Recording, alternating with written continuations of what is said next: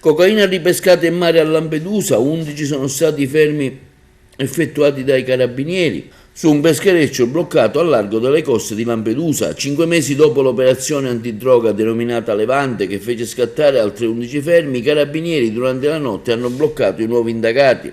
Le indagini, coordinate dal Procura della Repubblica di Agrigento con a capo il reggente Salvatore Vella, su quello che nel luglio del 2022 fu per Lampedusa il più grosso sequestro di cocaina, non si sono mai fermate. Furono circa 25 kg di droga, per la maggior parte confezionata in panetti, che vennero allora sequestrati. Ad essere arrestato in quell'occasione fu un lampedusano di 60 anni.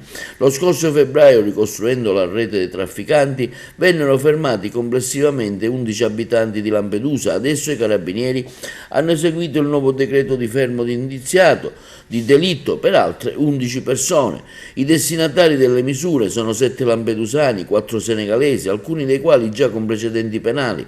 Gli ultimi 2 indagati, un lampedusiano armatore della barca e un marinaio senegalese, sono stati bloccati in mattinata dopo che la motovedetta dei carabinieri li ha intercettati in mare. Il peschereccio al momento è verso il porto.